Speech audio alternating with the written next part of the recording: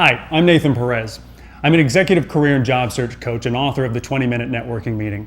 Prior to becoming a coach, I worked in the retained executive search industry. If you're not already familiar with that industry, it's retained search firms that are hired by other companies to find new executive leadership for their own organization. My duties in that industry was research. I was the person responsible for tracking down candidates for the recruiters to go and recruit. So as you might imagine, networking has and continues to play a major role in my day-to-day professional life. Now, at this point, you've probably heard ad nauseum that you must learn how to network when it comes to job search. And while you may agree with this, you've probably also found that the advice from people and the internet is just endless and sprawling with no real clear process as to how to go about doing it. That's what the 20-Minute Networking Meeting Graduate Edition does. It gives you a clear, simple, structured, but highly effective networking approach for job search, even if you've been in the professional world a while and have returned for your MBA. Now, though the book is chock full of examples and advice from hiring managers and recruitment professionals like myself, I'm going to talk about some of that material in this and the next two videos. I'll not only discuss what networking really is, but I'll explain the process and give you more examples and show you that perhaps this networking thing isn't actually as difficult as you thought it was. And that also maybe you've been doing these things all along, just without as much process or practice. But best of all, in the final video, you'll see a shortened version of the 20-minute networking meeting in its entirety, so you can see for yourself exactly what a successful meeting can look like. Now, before we get there, let's start with some basics, such as, what is this networking thing?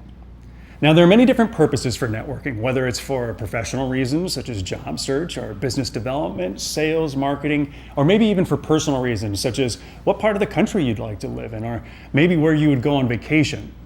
Regardless of the reason, it still comes down to one thing. A networking meeting is just a brief meeting to obtain information to achieve your goals, whatever those goals may be. So now, what is it you would want out of a networking meeting? There's actually only three things. You want a little bit of information, a few more names to expand your networking efforts, and to gain an evangelist. An evangelist in this context is someone who's willing to help you on your behalf, maybe give your resume to somebody, notify you if a job posting pops up at their company, or maybe even introduce you to other people. But why network? Why not just apply for the numerous jobs that are posted online? Here's something to remember. It's a key takeaway. People hire people, not our technology, not LinkedIn, not Monster.com, not any job website or database. In the end, it's people who hire people. If you didn't already know it, the US Bureau of Labor Statistics states that 70% of all jobs, regardless of the business or the industry, are obtained through the people that we know. And of course, the people that we know comprise our network. That said, if you're looking to become a company leader, that statistic jumps up to 80%. Why would this be? Simply because there are less leadership roles available out there, which means more competition and therefore more importance on networking. But let me give you a more compelling reason than statistics.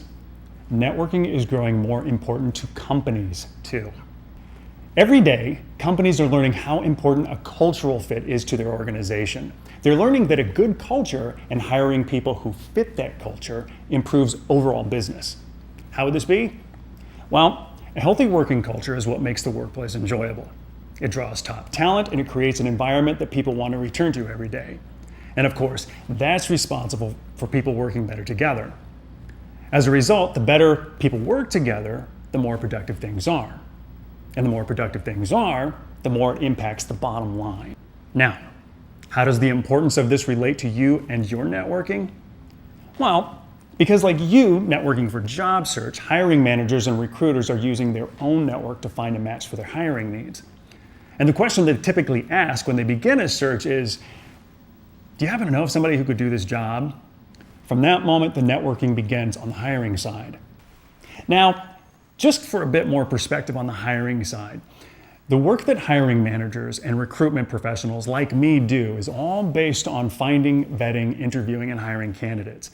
It's a particularly drawn out process that can take a lot of time and is more or less an ongoing day-to-day responsibility.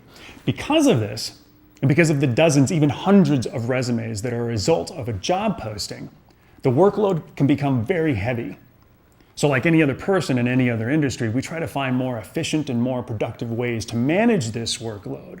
In our case, finding talent. So what might that most efficient and powerful of those ways be? You guessed it, it's networking.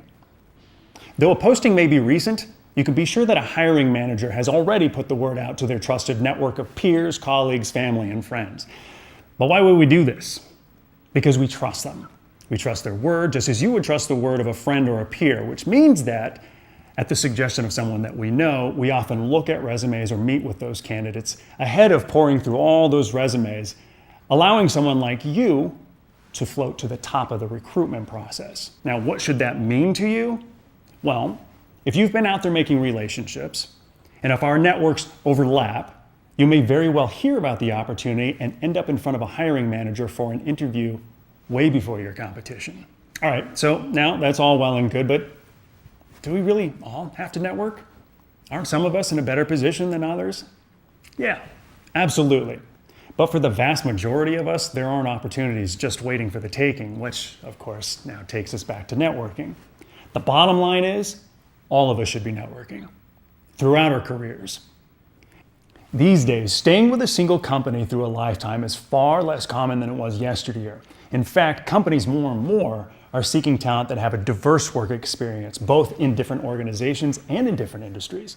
Unless you already maintain contacts in different businesses and industries, you can see how networking is going to play a major role in your own career development. And that isn't all. There's the competition. Did you know that according to the National Center for Education Statistics, nearly 1 million people will be awarded MBAs each year across the US. And that doesn't include the nearly 2 million bachelor's degrees, nor the professionals, maybe like yourself, who've been out in the working world for a while already. That's a lot of competition. And the only way to cut through it is by networking. So, okay, we should all be networking. Well, who should we network with? The great news is that you already have a network, and it's comprised of every single person you know. Now, if you're someone who has gone straight from undergrad into your MBA, start with your university career advisor. They're a tragically underutilized resource, but it really should be the first place that you go. Now that I've said that, asking them to connect you with their own professional network isn't exactly practical from their standpoint. Just imagine the dozens and dozens of students each year asking for the same names and contacts. However, they will have lots of ideas about where you should start, especially if they're already aware of your career goals. But here are some other ideas too. Fellow members of academic clubs, those you might have met through internships, friends, neighbors, and especially anyone who's gone into the working world ahead of you. Additional ideas? Maybe bloggers that you like, whether they're in or out of your industry, conference presenters, and any other presenter or professional who invite professional contact or explicitly states that they're open to networking. If you already have professional experience, you can do the same thing, especially the career advisors, and also include your current or your past coworkers, your peers, alumni groups, professional networking groups, or those you've met through conferences or training programs. Do not fall into the trap that only certain people can help. Potential is all around you. Prioritize your contacts according to your profession, but try to stay open to those outside of your chosen industry too. As I mentioned, having a wide contact base in this day and age is going to be necessary for you to set up your career development goals. Okay, so we talked about what networking is, why it's important, who we should be networking with, and that all of us should be networking throughout our careers. If that's the case, why aren't we doing it? The list is long and the reasons are many, like favor asking. Because that's kind of what you're doing. You're asking for time, fearing that other people don't want to take the time because, well, who's got time? Fear of glad handing or name dropping or selling, maybe the fear of talking to someone who's more senior than you, or perhaps you're just shy or introverted. Now, I'd like to address this one for a second.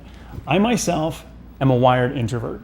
In spite of having had a 20-year career in theater arts, film, and television, it does not change the fact that sometimes crowds can make me a little worked up, and sometimes I even freeze up before like a speaking engagement. But what I can say for certain is that networking is a skill that can be learned in spite of being shy or an introvert. All it takes is some practice and some process. I promise, like me, you can do this too. All right, so now what about the other side of the networking table? Why won't other people network with us? First, I'll say it's not that people don't want to help. On the contrary, most people do want to help. The problem? Time. And, as you're probably already aware, the word networking. What do I mean by that? Because everybody uses that word, right? Yes, because it's really the most accurate description of the meeting you're having. However, due to badly run meetings everywhere and at all levels, the word networking can carry with it a negative connotation. Consequently, it's partially responsible for failed networking requests. How do you get around that? Well, though you should grow accustomed to using this word in its respective context, there's another term that you could use that would characterize what your meeting is all about. That word, research. Letting your contacts know that you have begun doing career research and that you would value their insight, advice, or opinions may make a big difference in landing your networking meetings. Feel free to swap these terms out whenever you feel is appropriate. It's a particularly effective approach if you feel that the word networking is stalling your efforts. Now, all that said, the biggest deciding factor when it comes to networking requests is time. Generally speaking, most professionals feel that they just simply don't have an extra hour to spare. Often that's caused by networking meetings that are unfocused, become social, don't have an agenda, or, and this is really the big one, it ends up taking more time than promised. Really try to keep in mind, time is a gift for every single one of us. It's really hard to come by, and when people are promised a 20 or 30-minute meeting and it ends up lasting an hour, we kind of feel burned and we avoid that situation. Networking. We avoid networking in the future. But let's go back to that question. How do you get around it? How do you change the perception of what your networking meeting is going to look like? The answer is simple. By learning how to assure and how to run a very brief, efficient, but productive 20-minute meeting. How do you do that? Tune into video 2 and I'll show you, step by step.